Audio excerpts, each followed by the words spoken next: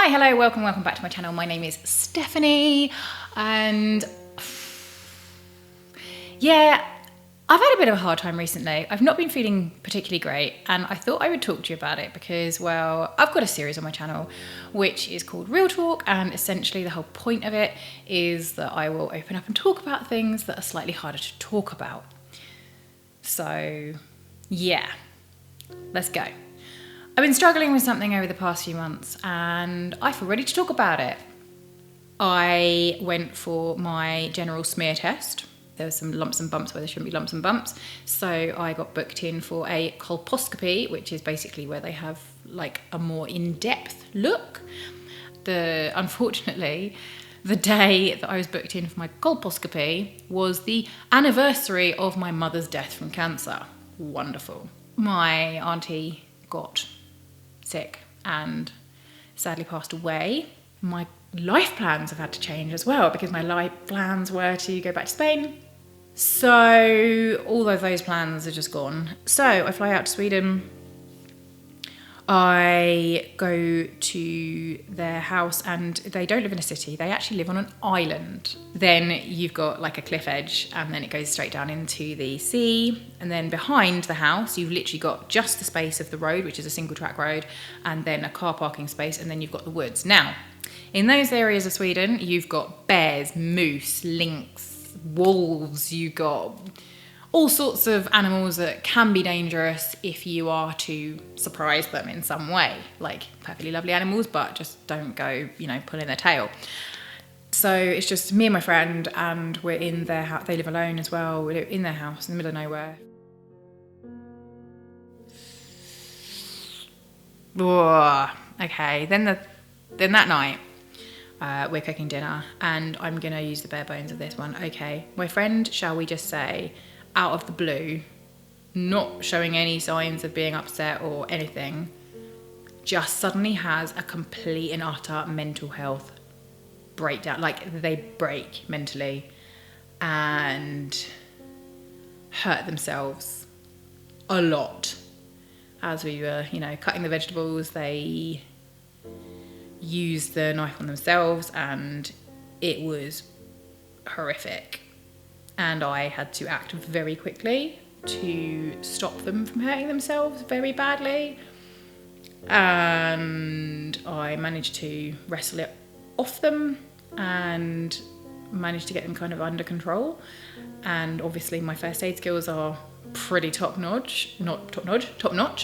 And I was able to patch them up, no problem, cleaned up all the blood, it was all okay. But the problem is, note to self, okay, even if you're in Sweden with somebody who lives in Sweden and you know that they know who to call in an emergency, as in the Swedish version of 999, you still need to know that information. And it just didn't occur to me, which is stupid, but it didn't occur to me to check things like the emergency numbers. And I didn't know. And I didn't have internet or anything, and so it was a bit I did have internet. I got internet, but I didn't have internet at that moment in time. And so I didn't know the emergency numbers, and my friend was absolutely adamant that you're not calling anyone, this is not happening, and they were gone. There was no remnants of it. It was like they'd been possessed. There was no remnants of my person that I'd known for 2.5 years was not in that body at that moment. The person that was there was not them, and they were very threatening, not threatening towards me, threatening towards themselves, as they were saying you're not calling anyone, no, I'm dealing with this, it's fine, it's all good. And anyway, I did all the first aid that was necessary, patched them all up, cleaned up all the blood, got them calmed down, removed every sharp implement I could find, got them sat down in the living room to watch just a film, to just chill out, and got them some food, and we were sitting down and they were just eating dinner and got them calm. I want you to also bear in mind, as I said at the beginning of this bit, we were on an island. There was nowhere to go. There were no neighbours. It's icy, even in the middle of the day, it's freezing conditions. So in the nighttime, even more so. I've got nowhere off this island without a car, which I also don't have. My friend has a car. I don't have access to, I don't even know where the keys are kept. I don't have no clue. Not that I would want to abandon them on an island anyway, but if I wanted to go and get help, put it this way, there was no help. Okay, there was no help. And I did eventually manage to get the Wi-Fi password, because I just thought, I'm going to visit my friend. I'm not really going to be bothering to, like, you know, be online all the time. When I go on holiday, I like to be with the person I'm with. I like to sightsee and stuff. I don't tend to be on my phone constantly, so it didn't occur to me to bother. But then I did get the Wi-Fi afterwards, and I managed to look at it. If you're ever in Sweden, the emergency number is 112, okay? Anyway, got my friend under control, got them calmed down, and I'm thinking, right, tomorrow I'm going to get them some help. I just need to get through tonight. We're sitting down having dinner. They then decided to hurt themselves again with another implement that it didn't even occur to me that you could hurt yourself with it, but they did. And they injured them. I'm not going to go into the gory details, but they injured themselves quite badly. Again, managed to get them under control. They were, again, gone. Absolutely gone. Yelling, screaming, calling me every name under the sun. I didn't know what was going on. Really didn't. Was not enjoying myself at this point, that's for sure. Trying really hard not to annoy them, because I know that them in their right mind would never have acted that way, but they were obviously having some sort of psychotic break. So no shade to them, because mental health is real. So I'm not angry at them for what happened. It's just unfortunate, or fortunate, depending on what way you look at it, that it happened when I was there. When I say fortunate, because I was there to help and patch them up. Unfortunate, because it was left, for me, it's freaking traumatic. I've seen some very traumatic things in my lifetime. Very traumatic things. I've dealt with hundreds of things that are very traumatic in my lifetime, and even the circumstances I was in there, I've dealt with some of those things in real life. I say real life as if this wasn't real life, but as in a working environment, and in my life in the city and my working life in the city, I've dealt with those things. But in a country where I do speak the language, in a country where I do know the emergency number, in a country where I could scream and the next door neighbours would hear me and come running, or maybe they wouldn't come running, maybe they would just, ignore it as people do. Anyway, that's a whole nother thing, but it's a thing. Don't shout help, shout fire. There's a tip for you. Anyway, I've dealt with those things, but always at a time when I could get help if I needed to. Never on the middle of an island in the middle of nowhere. That was a first for me. Hoping it's the last. But yeah, my friend had their psychotic break, and I just needed to get them through the night. But the more I tried to help them, the more they kind of saw me as the enemy and called me some very nasty things, to the point where I actually got really scared. And once I did manage to get the Wi-Fi, I knew that if I actually got, and I know it sounds awful, because I know there's going to be people saying, you should have called, and I know what you're saying, I do understand, but trust me, I have been in these kind of situations in a professional sense, and sometimes in the circumstances that I was in, sometimes actually it's better to just ride it through the night, because, anyone who doesn't have that sort of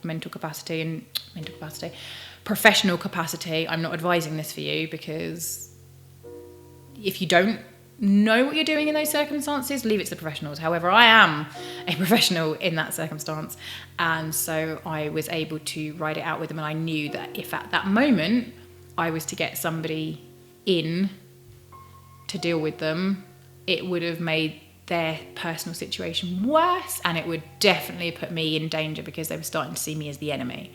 And so it would definitely put me in danger if I did act in that moment. So I did what I needed to do to just get through it. Okay, judge me all you like for not getting someone then and there in that moment, whatever, that's fine. I maybe just won't read the comments, it's okay, because I know in a professional capacity and in a personal capacity, I know I did the right thing in that moment. But what I did do is, once I got the Wi-Fi, I told a friend of mine who is also works in, a professional capacity in those things, and I let them know exactly where I am, who I'm with, the address, the contact details of necessary people, and said I will be keeping my phone charged and close to me, and I will be checking in throughout the night and tomorrow, and if at any given point I don't check in, call emergency services immediately.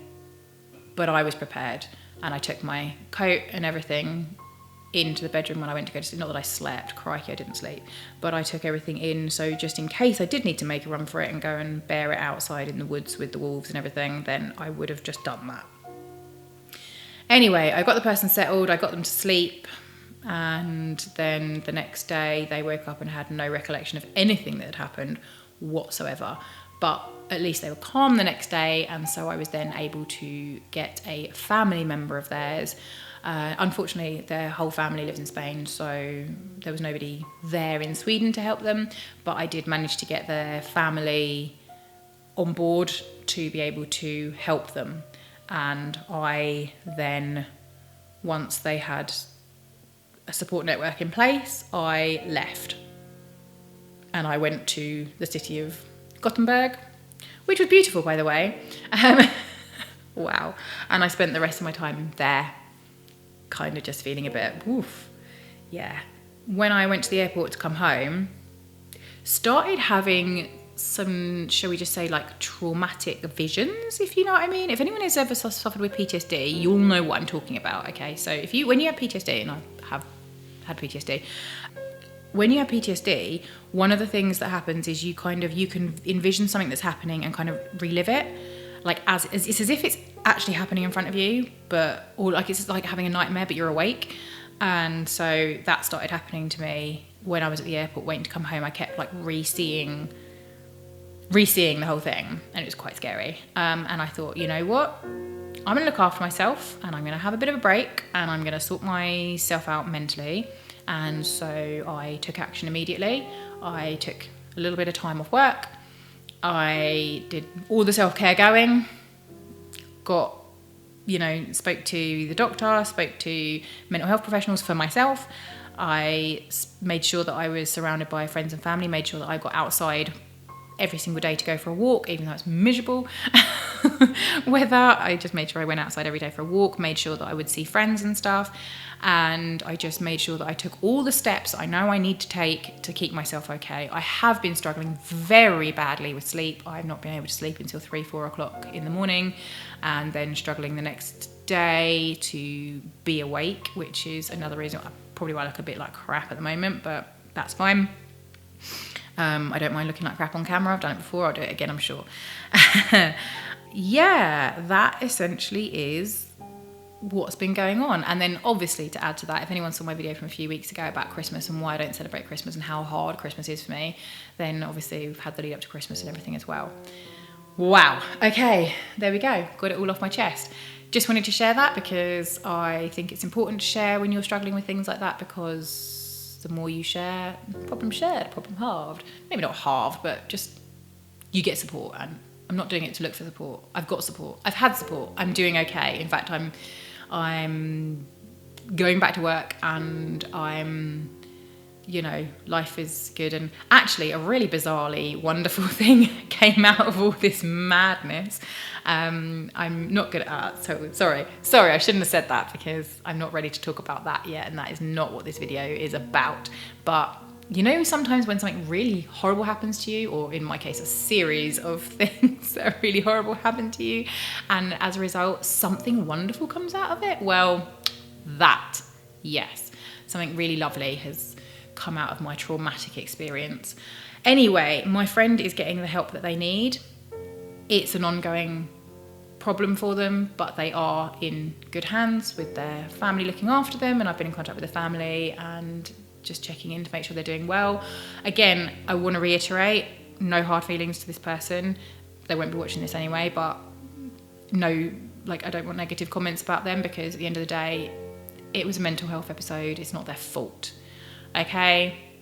Anyway, so yeah, there we go. Just wanted to share that, especially because you may or may not have noticed that my videos have been a bit erratic, but it's because I've not been able to, basically the videos I've been putting out have had to have been ones that I've just sort of have already recorded or gotten from somewhere, because quite frankly, if I'm not sleeping at night and I'm struggling all day, sitting down in front of a camera is the last thing I want to do. But I also made a little promise to myself to not miss any weeks for the first year of doing this. So till April, I should, fingers crossed, touch wood, not miss any weeks. Okay, I'll leave it there. Okay, yeah. Look after yourselves. Please do. Look after your mental health. All right.